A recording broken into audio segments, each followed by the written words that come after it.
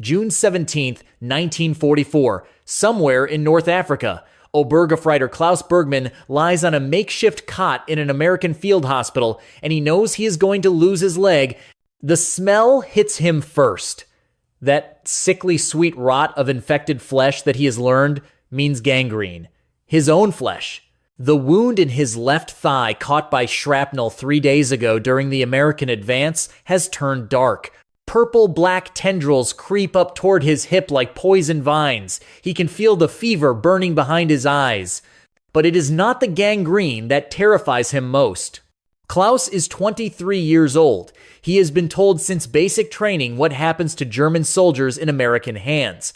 The propaganda films showed it clearly. Americans are barbaric. They torture prisoners. They experiment on the wounded. His company commander had warned them all, if you are captured, expect no mercy from these cowboys and gangsters. Now, lying in this tent with canvas walls that barely block the North African sun, Klaus can hear American voices outside. Casual laughter, someone whistling, the clatter of medical equipment. He closes his eyes and thinks of his sister Maria back in Stuttgart.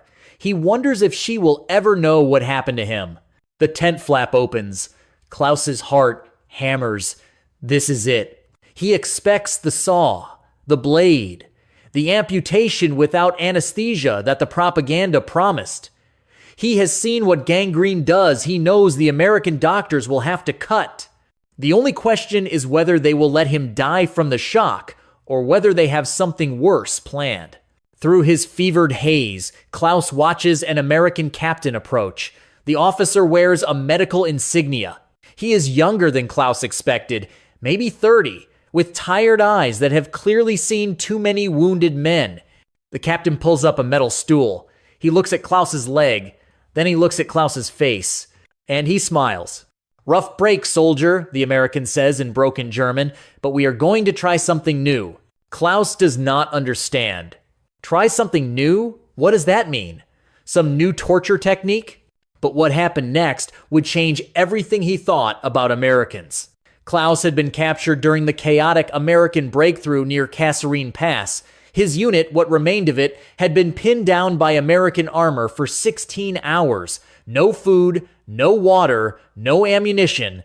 Just the relentless North African sun and the thunder of Sherman tanks closing in. The shrapnel caught him during the final American assault. One moment he was crouched behind a burned-out half-track. The next, white-hot pain exploded through his thigh. He remembered looking down and seeing *** blood, so much blood ** soaking through his trousers. His squad mates were already running, hands up, voices hoarse from shouting, "Kamerad!" the universal signal of surrender. Klaus tried to stand. His leg buckled. He went down hard, face first into the sand that tasted like cordite in despair. This is how I die, he thought, alone in the desert. But then, hands, gentle hands, lifting him. Not German hands, the uniform was wrong. American khaki. Klaus tried to speak, to explain he was wounded, but his throat was too dry. "Easy, buddy, easy, we got you." The voice was calm, almost kind. Klaus felt himself being lifted onto a stretcher. Through the haze of pain and shock, he saw an American medic could not have been older than 20, wrapping his thigh with practiced efficiency. "Pressure here. Keep pressure here." The medic spoke to his partner, then looked down at Klaus. "You are going to be okay, Fritz. Just hang on." Fritz, the American nickname for German soldiers. But the way this kid said it, there was no hatred in it. Just tired professionalism. Klaus had expected a bullet, maybe a rifle butt to the head. The stories from the Eastern Front were clear about what happened to wounded enemies. Instead, he got a morphine shot, clean bandages, water-blessed, cool water dribbled into his mouth. "Drink slow, or you will puke." The stretcher bearers moved him through chaos. American soldiers everywhere, securing prisoners, calling for medics, directing traffic. Klaus kept waiting for the blow that never came, for the cruelty he had been promised. Instead, he got loaded into an ambulance. An actual ambulance with red crosses painted on the sides. An American medic climbed in beside him. "What is your name, soldier?" Klaus blinked. The medic was asking his name? Like he was a person, not just enemy casualty number 73? Klaus, he managed. Klaus Bergman. I am Eddie Morrison, from Philadelphia. The medic checked Klaus's bandages, adjusted the tourniquet. Hell of a day, huh, Klaus? Hell of a day. As if they were two workers complaining about a long shift, not enemies who had been shooting at each other an hour ago. The ambulance rattled over rough ground. Klaus faded in and out of consciousness. When he woke, he was in the field hospital. That is when he noticed his leg. The bandages were soaked through. Dark stains. And the smell, God, that smell. Eddie was still there somehow, drinking coffee from a tin cup. He saw Klaus was awake. Hey, buddy, Doc is going to look at you soon. You picked up an infection. Happens out here, sand gets in everything. Infection. Klaus knew what that meant. He had seen gangrene before. On the Eastern Front, infected wounds meant one thing: amputation. If you were lucky, if not, sepsis. Death. His hands started shaking. Eddie noticed. Hey, look at me, Klaus. You are in good hands. Captain Bradley, he is our best surgeon. He will fix you up. Fix him up? Klaus wanted to laugh, to scream. They were going to cut off his leg. He was 23 years old, and he was going to spend the rest of his life as a cripple, if he even survived. That is when Captain Bradley entered the tent. Captain Robert Bradley was not what Klaus expected from an American surgeon. The doctor was tall but slight, with hands that looked too delicate for a soldier. He wore wire-rimmed glasses that kept sliding down his nose. When he examined Klaus's leg, unwrapping the bandages with careful fingers, his face remained impassive. Klaus forced himself to look. The wound was worse, much worse. The flesh around the shrapnel entry was blackened. Streaks of red and purple radiated outward. Even Klaus could see this was not just infection anymore. This was gangrene. How long has it been since the injury? Bradley asked Eddie in English. 3 days, sir, maybe 4. Bradley nodded slowly. He pressed gently around the wound. Klaus bit back a scream. I am sorry, Bradley said in German, accented but clear. I need to assess the damage. The doctor pulled up that same metal stool. He looked directly at Klaus, and there was something in his eyes. Not pity, not disgust, just clinical assessment mixed with something else. Concern? Klaus, that is your name, yes? Eddie told me.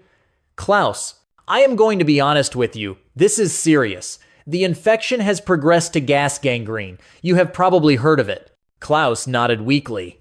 Of course he had heard of it. Gas gangrene killed more soldiers than bullets sometimes. Standard treatment is amputation, Bradley continued. Above the knee to ensure we get all the infected tissue. You would survive the surgery we have, good anesthesia, and infection control post-operation has improved significantly. Klaus closed his eyes. There it was. The sentence he had been expecting. But, Bradley said, Klaus's eyes snapped open. But I want to try something different, something new. Bradley glanced at Eddie, then back to Klaus. There is a drug. It is called penicillin. Have you heard of it? Klaus shook his head. It is an antibiotic, kills bacteria. It has been used successfully on Allied soldiers with infections like yours.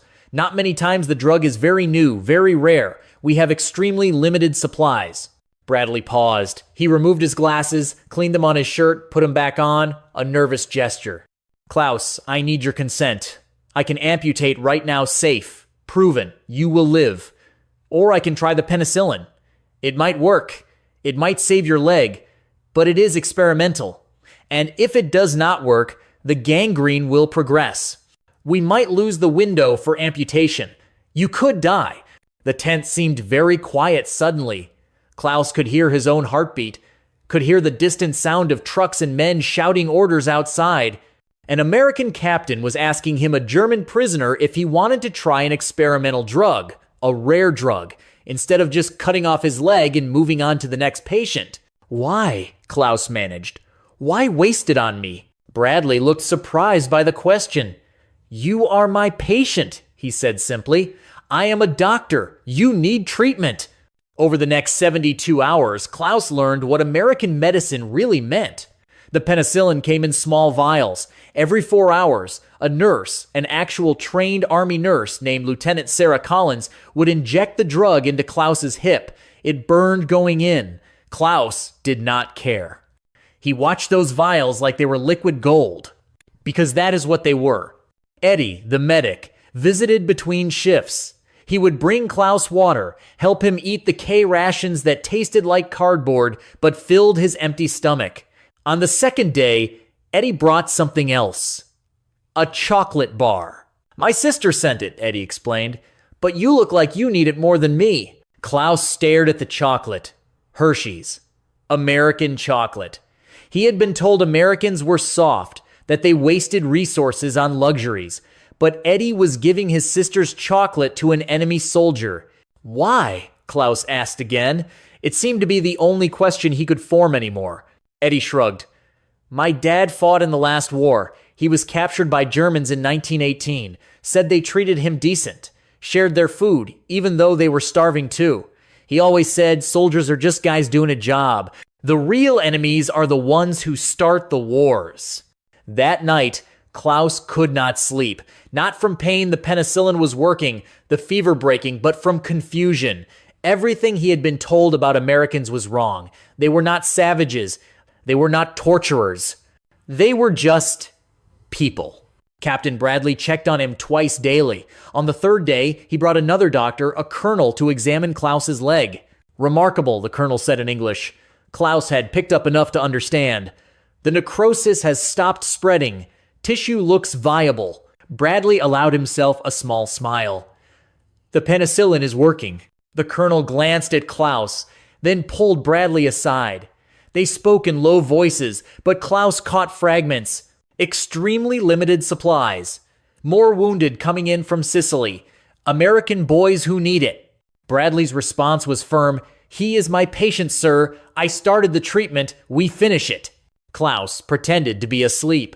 But he heard. An American doctor was arguing with a superior officer to continue wasting precious medicine on a German prisoner of war. Lieutenant Collins explained it to him on the 5th day while changing his bandages. The captain is taking heat for treating you, she said quietly. Her German was better than Bradley's. Turned out she had studied in Berlin before the war. Some of the officers think the penicillin should be reserved for American casualties only. They are right, Klaus said, and he meant it. I am the enemy. Sarah looked at him with those steady nurse's eyes that had seen too much death to waste time on nonsense. You are a patient, she said. That is what Captain Bradley believes. That is what I believe. We took the Hippocratic oath, do no harm, treat the sick. It does not say, except if they are German. She finished wrapping his leg. The wound looked better, still ugly, but pink, healthy tissue was visible now. No more black, no more purple streaks. Besides, Sarah added with a slight smile, if we only saved people we agreed with, we would lose half our patients. You should hear some of the political opinions in the American ward. Klaus laughed. Actually laughed. It felt strange. One afternoon, a young American soldier, could not have been 18, was brought into the tent. Stomach wound. Serious. The kid was screaming, terrified, calling for his mother. Klaus watched Bradley work on him. The same careful hands, the same focused intensity, the same determination. American soldier, German soldier Bradley treated them exactly the same. The kid survived. 2 days later, he was conscious enough to look around the ward. He saw Klaus in the German prisoner of war section. That is a Jerry, the kid said to Eddie, his voice accusing. That is Klaus, Eddie corrected. Captain Bradley saved his leg with penicillin. But he is a Jerry. He is also 23, from Stuttgart, has a little sister, and likes American chocolate. Sound familiar? The kid went quiet. Later that evening, he asked Eddie to wheel him over to Klaus's cot. I am Tommy, the American said awkwardly. From Nebraska. Klaus, Stuttgart. They looked at each other. Enemy soldiers. Both wounded. Both saved by the same doctor. War is fucked up, huh? Tommy finally said. Klaus nodded. Ja, fucked up. They sat in silence for a while. Then Tommy pulled out a crumpled magazine, a copy of Life with Betty Grable on the cover. Want to see? Helps pass the time. They looked at pictures of American movie stars. Tommy tried to explain baseball. Klaus tried to explain football, real football, with feet. They laughed at the language barriers, found common ground in complaining about hospital food. 2 weeks ago, they might have killed each other. Now they were trading stories about their hometowns. On Klaus's 10th day in the hospital, Captain Bradley declared him well enough to transfer to a prisoner of war camp. "You are going to limp for a while," Bradley said, conducting his final examination. "The muscle damage was significant, but you will walk. You will have your leg." Klaus looked at the scar, a nasty puckered thing that would mark him forever. But it was a scar, not a stump. "I do not know how to thank you," Klaus said. Bradley packed his medical bag. "You can thank me by surviving this war, by going home to Stuttgart and that sister of yours, by remembering that enemies do not have to be monsters." He extended his hand. Klaus stared at it. An American army captain was offering to shake hands with a German prisoner. He took it. "Maybe after the war," Bradley said. "You can write to me. Let me know how the leg is doing. Professional interest, you understand." Klaus nodded, not trusting himself to speak. Eddie drove him to the prisoner of war camp in a jeep. As they rattled across the desert, Eddie talked about Philadelphia, about his neighborhood, about the cheesesteak place on South Street where he worked before the war. "You should come visit after this is all over," Eddie said.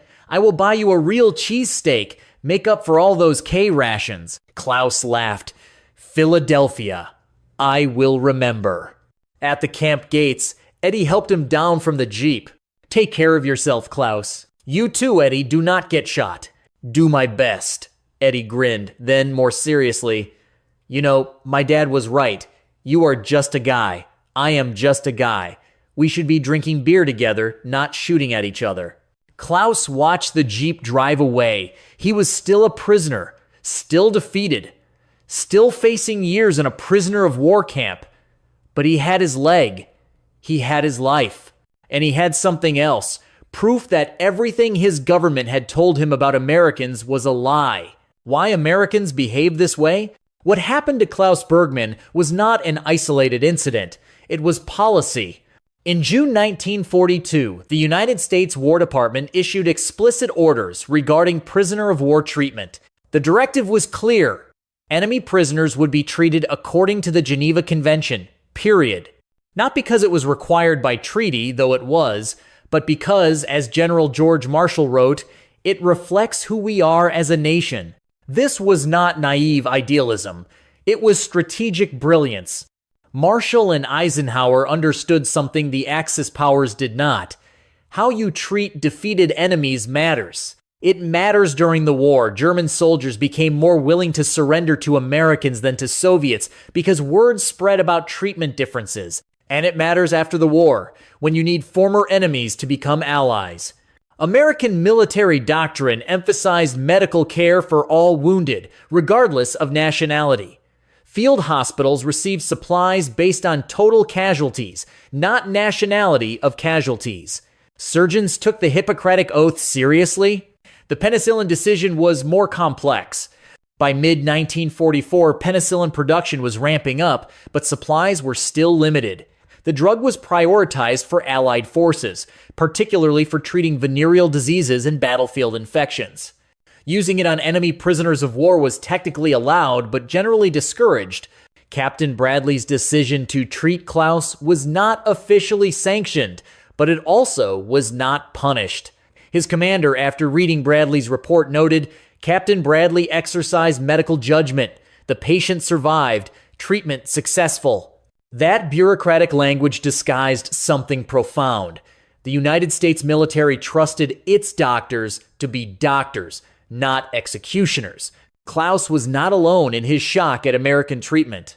German prisoner of war diaries and letters from 1943 to 1945 show a consistent pattern: initial fear and propaganda, driven expectations of cruelty, followed by confusion, then gradual realization that American treatment was not only humane, but often better than their own army's care. One German officer captured in Normandy wrote in his diary, "We were told Americans are gangsters and savages. Instead, they share their rations with us. They have Negro soldiers and Jewish soldiers working side by side with no apparent conflict. Everything we were told is lies. Another wrote home, "The American doctors treated my wound the same as they treated their own men. I cannot understand this. We are enemies, but they do not hate us." This was not universal. There were incidents of poor treatment, revenge killings, brutality. War brings out the worst in humanity. But the official policy, the systematic approach, was different. German prisoners of war in American custody had a survival rate of over 99%. Compare that to German-held Soviet prisoners of war, nearly 60% died in captivity. Or Soviet-held German prisoners of war, about 35% died. American-held German prisoners of war? Less than 1% died, usually from wounds received before capture.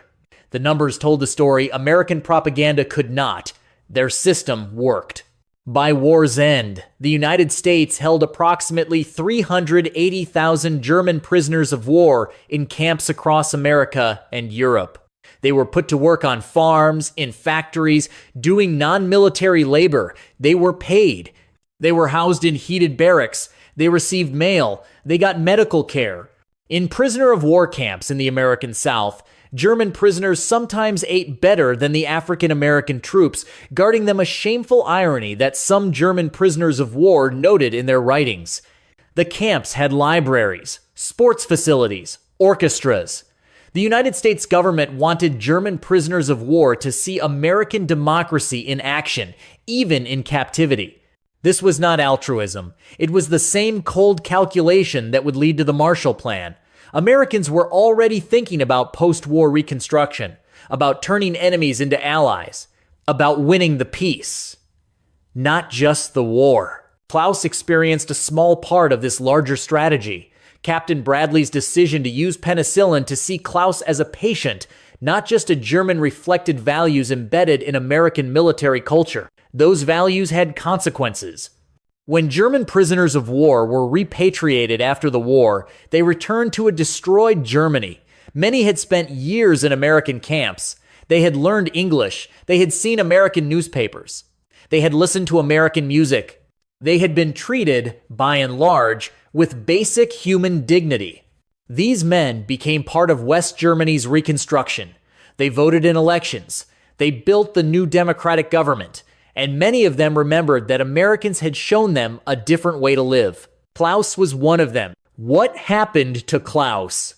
Klaus Bergmann was repatriated to Germany in January 1946. He walked off the ship in Bremerhaven on his own two legs, with a pronounced limp that would stay with him for life. Stuttgart was rubble. His family home was gone, but his sister Maria was alive, working in a displaced persons camp run by in a twist. Klaus found almost funny the American Red Cross. He showed her the scar, told her the story. Maria cried. "They saved you? The Americans saved you?" "They saved me." Klaus found work as a translator for the American occupation forces. His English, learned in the prisoner of war camp, was decent. More importantly, he could explain to his fellow Germans what Americans were really like. He became a bridge between occupier and occupied. In 1948, he wrote a letter. It took him 3 weeks to compose, writing and rewriting in his careful English. "Dear Captain Bradley, you may not remember me. My name is Klaus Bergmann. You treated me for gangrene in North Africa, June 1944. You saved my leg with penicillin. I wanted you to know I am walking. I am working. I am alive because of you. More than that, I am free. Germany is rebuilding. We have a democracy now. American democracy. When I vote in our elections, I think of you. I think of Eddie Morrison. I think of Lieutenant Collins. You showed me that enemies can be human to each other.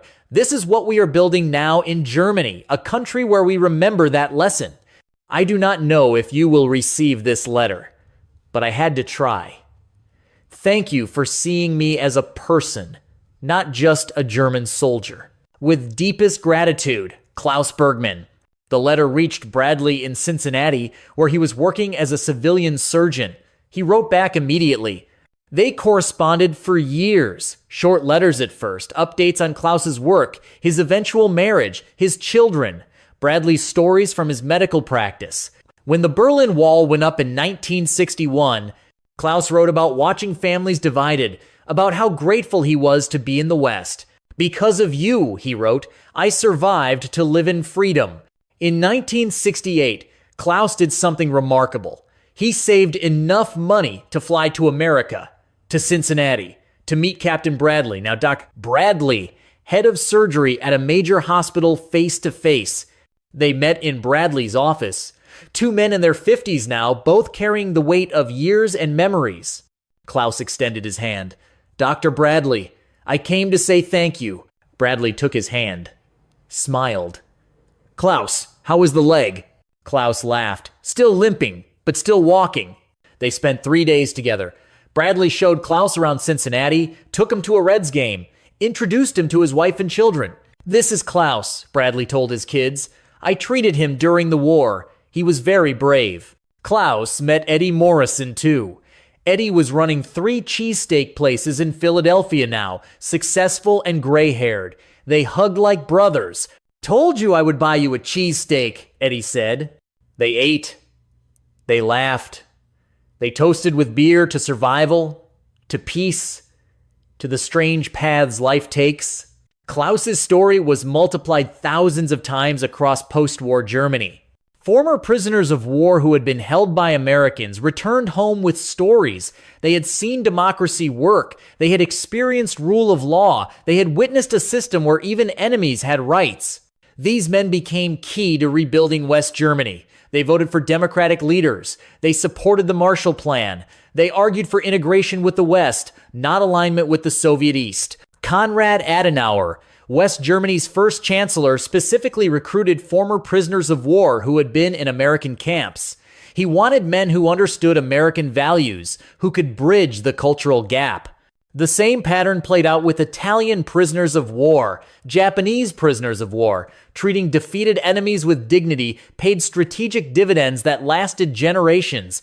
By 1955, West Germany joined NATO. Former enemies became allies. The Cold War made this necessary, but American prisoner of war policy made it possible. It is hard to demonize people who saved your life, who treated you with respect when they did not have to. Klaus became a small part of this larger transformation. He worked with American occupation forces until 1952. Then with the new German-American Friendship Society, he taught English to German students, emphasizing American literature, American history, American values. I tell them about Captain Bradley, Klaus said in a 1975 interview with a Stuttgart newspaper. I tell them Americans could have cut off my leg, could have let me die. Instead, they used their precious medicine to save an enemy. This is the kind of country America is. This is the kind of country we should be.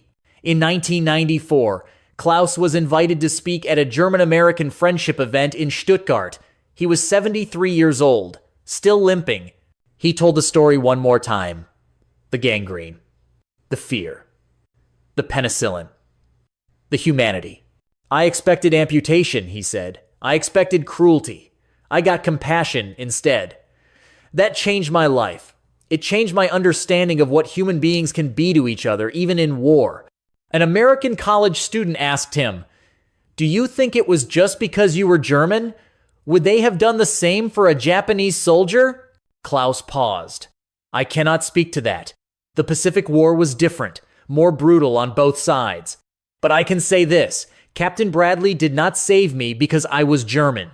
He saved me because I was a patient, because he was a doctor, because he believed in something bigger than nationalism.